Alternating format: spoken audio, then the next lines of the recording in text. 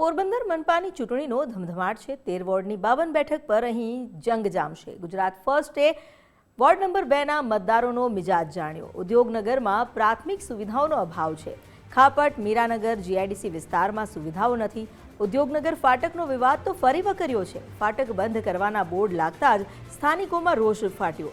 ઉદ્યોગનગરમાં વરસાદી પાણી ઘરોમાં ઘૂસી જાય છે। વરસાદી પાણીના નિકાલની કોઈ વ્યવસ્થા નથી। સ્ટ્રીટ લાઇટના અભાવે રાત્રિના સમયે ભારે હાલાકી પડે છે। ડોર ટુ ડોર કચરાના વાહનો પણ નથી આવતા। સ્થાનિક સ્વરાજની ચૂંટણી માટે 26 એપ્રિલે મતદાન થશે। પોરબંદર શહેરમાં સ્થાનિક સ્વરાજ્ય ચૂંટણીનો માહોલ ચાલી રહ્યો છે। હાલ આપણે પોરબંદરના ઉદ્યોગનગર વિસ્તારમાં આવ્યા છીએ। આ વિસ્તારમાં અનેક સોસાયટીઓ આવેલી છે। લગભગ 30,000થી વધુ લોકો આ વિસ્તારમાં રહે છે। પ્રાથમિક સુવિધાનો અભાવ છે। ખાસ તો આ વિસ્તારમાં ઉદ્યોગનગર ફાટકનો જે મોટો વિવાદ છે, જે આગામી સમયમાં ફાટક બંધ થવાની સ્થિતિ છે, ત્યારે આ વિસ્તારમાં કયા પ્રકારની સમસ્યા છે અને લોકોની શું માંગ છે, લોકો સાથે સીધા વાત કરે। બેન, તમારું નામ શું? મારું નામ હીરા ગોરાણીયા છે। અમે મીરાનગર એરિયાના રહેવાસી છે અને હું 25 વર્ષથી અહીંયા રહું છું, પણ 25 વર્ષમાં એકેય વાર ક્યારેય રોડ, રસ્તો કે ગટર બન્યા જ નથી। અને ફાટકનો મુદ્દો તો અમારે છે જ, કારણ કે જો ફાટક બંધ થશે તો અમારે બધાને આવન જાવન ને બધા કામ તો નરસણ ટેકરી બાજુ જોઈએ, એટલે ફાટકનો અમને વૈકલ્પિક રસ્તો સારો આપે એવી અમારી માગણી છે। અને જીઆઈડીસી વાળાએ જે ગટર કરી છે એ ગટર અધૂરી મૂકી દીધી પારસનગરમાં, તો ત્યાંથી ચોમાસામાં ઉપરથી ધરમપુરનું બધું પાણી આવે એ અમારા સોસાયટીમાં ફરી વળે છે અને દર વખતે અમારા ઘરમાં ગોઠણ સુધી પાણી ભરાઈ જાય છે। અમારો સામાન બગડી જાય છે। પાણીની સમસ્યા ભાઈ 4 દિવસે આવે, એ અડધી કલાક પાણી આપે છે। બીજું તો રોડ, રસ્તા, ગટર, પાણી અમારા આફેરે ફ્રીજ બગડી ગયા। અમારે નવા ફ્રીજ બગડી ગયા, એ નવા લેવા પડ્યા। અમારે ફ્રીજ બધું સામાન કેટલો બગડી ગયો। અમે તો હતા નહીં અહીંયા।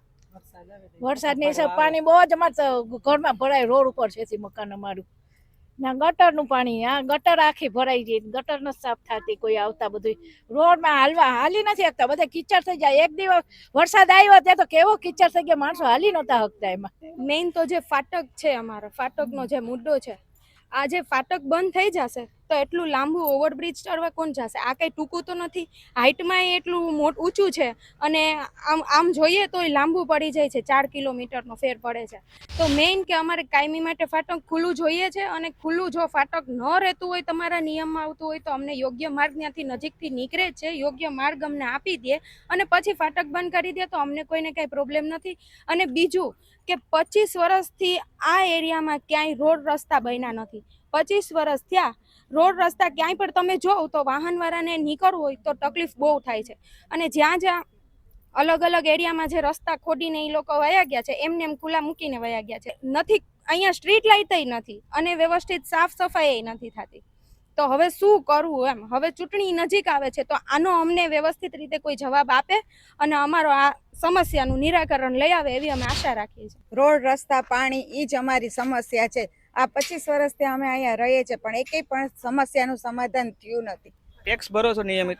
ટેક્સ બધી જાતનો ભરીએ છીએ। ટેક્સ ના ભરીએ એટલે પેનલ્ટીનો અમને તરત ફરમાનો આપી જાય, કાગળિયો આપી દે કે આ પેનલ્ટી, એટલે બીકના માર્યા બધા ટેક્સ ભરી આવે છે। હું તો એટલું જ કહું છું કે કોઈ ટેક્સ ભરો જ માં, ટેક્સ નહીં ભરો એટલે તરત જ આવશે બધા કે હાલો કેમ નથી થતું। એટલે પણ સમસ્યા આ જ છે, રોડ, પાણી, ગટર, રસ્તા। જે નહીં થાય તો અમને પણ થોડીક થાય છે કે ચૂંટણીમાં અમે પણ માઇન્ડ ડાયવર્ટ થાય છે કે અમે પણ મત કેને દેવો અને કેને ના દેવો એ પણ વિચારીએ છીએ। આતા ઉદ્યોગનગર વિસ્તારના લોકો પ્રાથમિક સુવિધાની માંગ કરી રહ્યા છે। આગામી 26 તારીખે પોરબંદરમાં મતદાન છે, જેથી પ્રાથમિક સુવિધા આપવામાં આવે ત્યાં વિસ્તારના લોકો માંગ કરી રહ્યા છે। કિશન ચૌહાણ, ગુજરાત ફર્સ્ટ, પોરબંદર।